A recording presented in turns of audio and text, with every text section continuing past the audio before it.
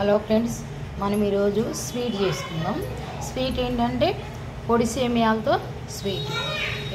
ఇగో పంచదార, జీడిపప్పు, కిస్మిస్, యాలకులు, ఎండు కొబ్బరి, నెయ్యి. అయితే ఇవన్నీ ఏం చేయాలంటే ముందు సేమియా వాటర్ వేసి పొయ్యి మీద పెట్టి ఉడకబెట్టుకోవాలి.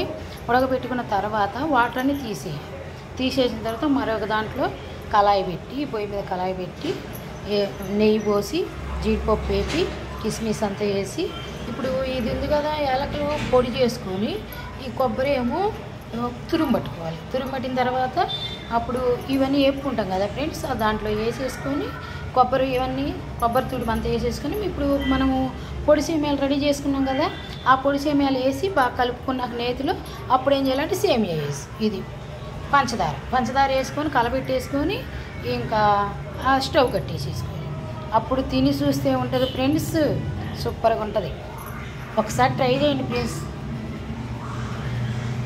ఇందాక చూపించినట్టు కొబ్బరి చూపించాను కదా ఫ్రెండ్స్, అది కొబ్బరి తురుము పట్టుకున్న తర్వాత ఇదిగో తురుము